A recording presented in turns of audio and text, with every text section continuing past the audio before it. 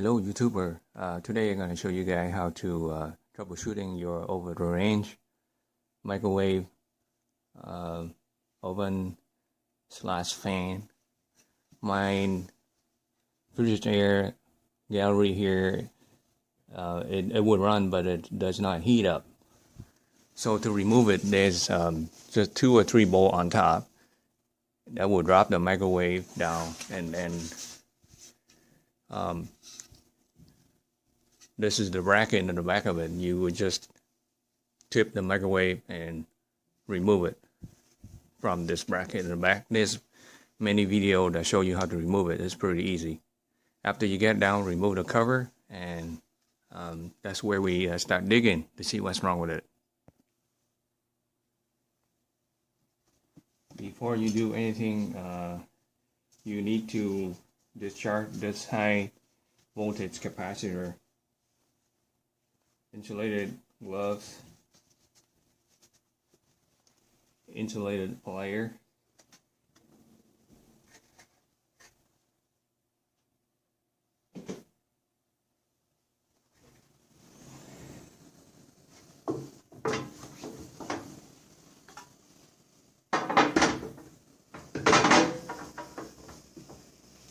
and it's down here. Just touch the 2 leads together, and I also touch it to the body of the microwave too to discharge it.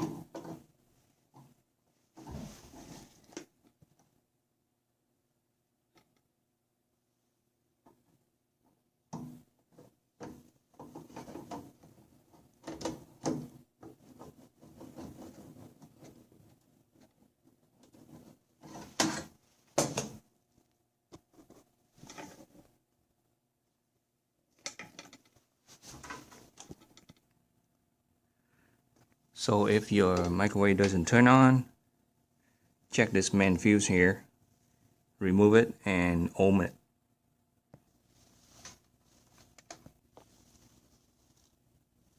So I put on ohm and ohm it. It's continuity, so the fuse good. It's not open, so it's good. So in my case, there is going to be several suspects. It could be this transformer, the capacitor, which I discharged it already, or the Magnetron up there.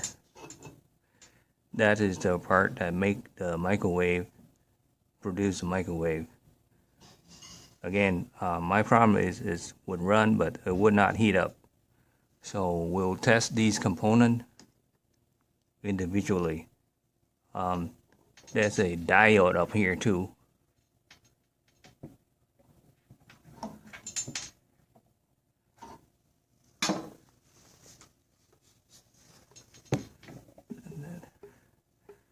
Just notice how it goes before you disconnect anything. That's a diode there. It's another usual suspect. Okay, to test the diode, the diode is just a one-way valve. This is a small one. I just use a Amazon 15 bucks analog tester.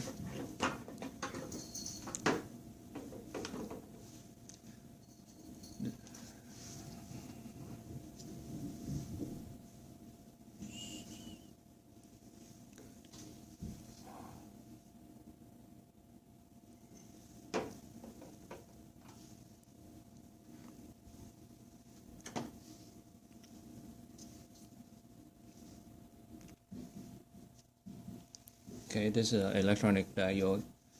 It's just one way. It's like a one-way valve. So you connect it one way. The little black dot is negative. Positive. It doesn't flow. And you switch it.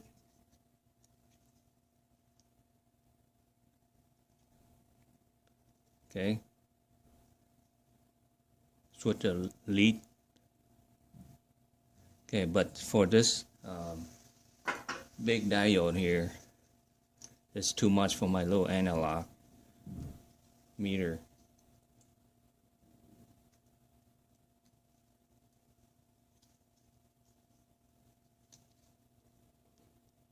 So I come up with a little, just a little light.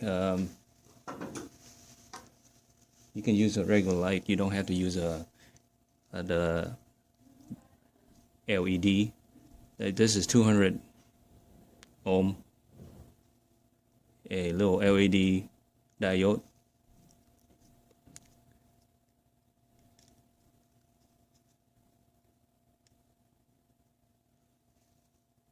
Okay, so if I hook up the diode, if it's good one way, it would light, the other way it would not. So because of this big diode, I cannot test it with my analog meter. So I just rig up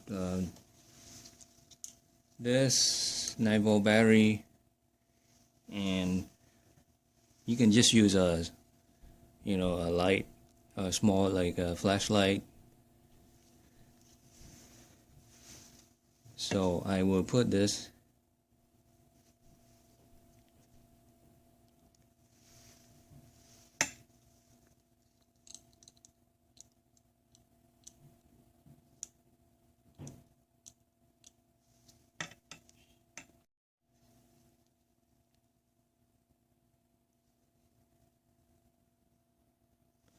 okay. Now we'll put my diode in there.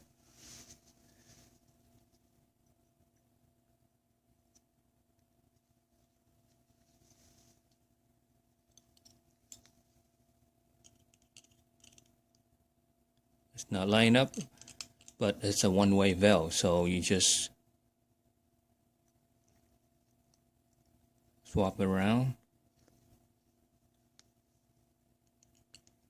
There you go. You see it. It's light up. So this diode is perfectly fine, and the 9-volt battery is strong enough to pass the current through it. Not my little analog meter. So again, one way is not flowing, lights off. The other way is flowing, so this diode is fine. Okay, next component is this capacitor here. It's just a bigger version of this. So it's the capacitor, it's whole charge, and then you turn the other way, it will discharge. For the little one, I can test it like this. Use my analog meter, put it on ohm, and it will, when I connect the lead, it will charge. It will charge the capacitor, and then when I switch it around, you can see the needle flex a little bit. There you go. It's discharged, so this capacitor is fine.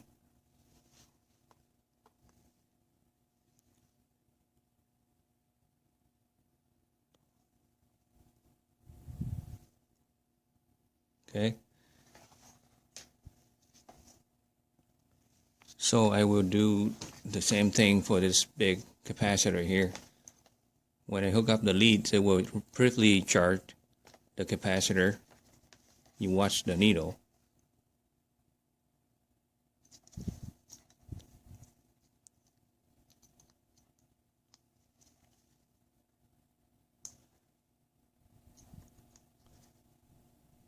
If you see it's flexing like that, it's good. It charge and then it discharge.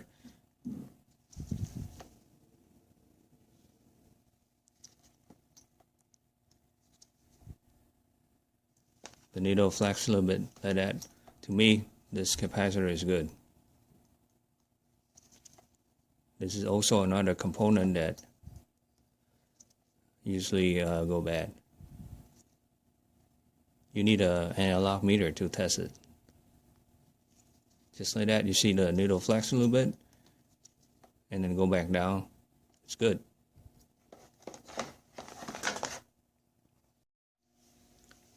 Okay, to test the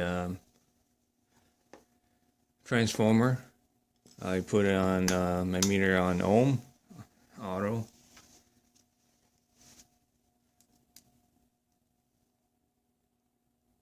First of all, check the primary winding. There's a clip that you can push down and undo them. You may want to take a note where they go so you don't mix them up. So primary winding is about 0.6 ohm, which is okay, they're low. Check for short to the body, find a good ground. Let's see.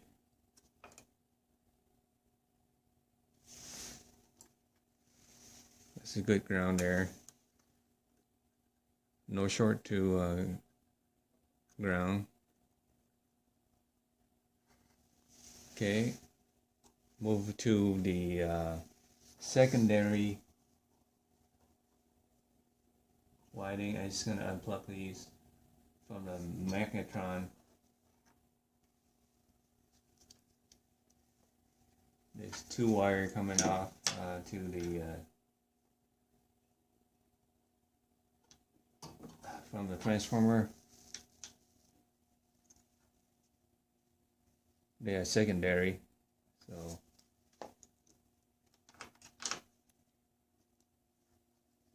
check them for short to the case. Okay, this is good ground again. Check one lead of the secondary. No short to ground. Another lead.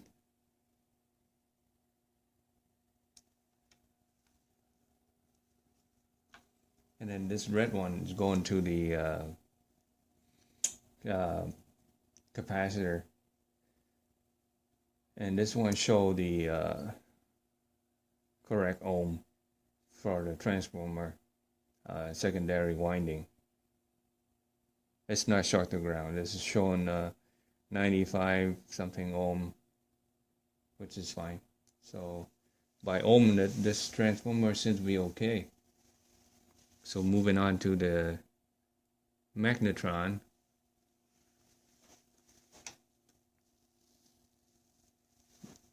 Which is under here. There are only 2 lead to the Magnetron, and all you can do is just ohm them.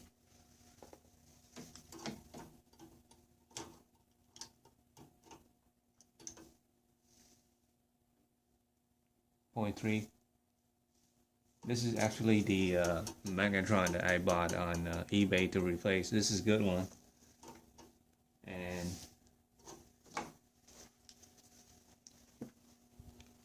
my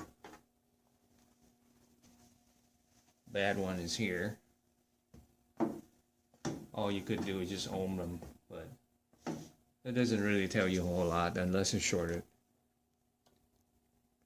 to body, anything. Yep, it's almost the same. This is my new one in there.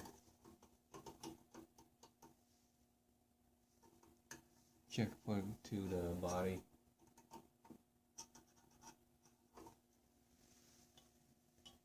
Okay, yeah, so after I do everything, this process of elimination, transformer is good, capacitor is good, diode is good, and it doesn't put out heat. So I narrow it down to the Magnetron, and I bought a similar one on eBay and put it in. It's pretty simple. 4 screw, replace it, and it's got heat. And somebody was talking about discoloration of this electrode here that could tell you it's just bad. But I did mine through the process of elimination. this is good, capacitor is good, diode is good, then it's a magnetron that causes it to doesn't put out any heat.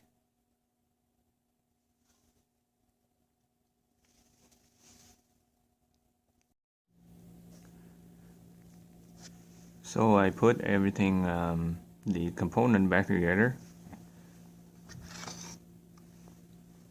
Come from a automotive guy, so I mark stuff so you know how to put it back together, right?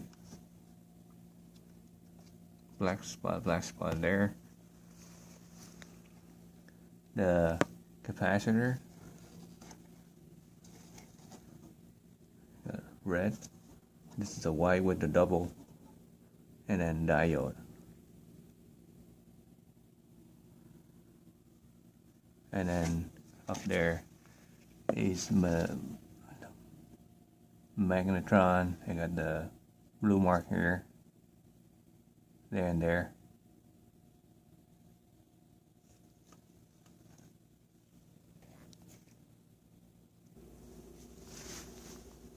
So testing here.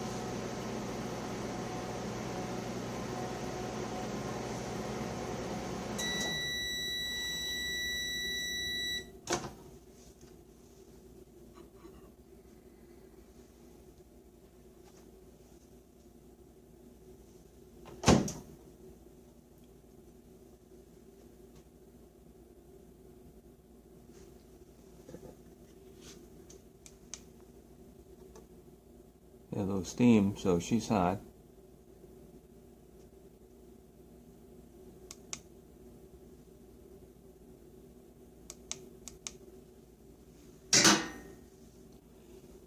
Alright, looks like she's worked. Thanks for watching, guys. Hopefully it helped somebody try to fix their microwave over the range. Thanks for watching.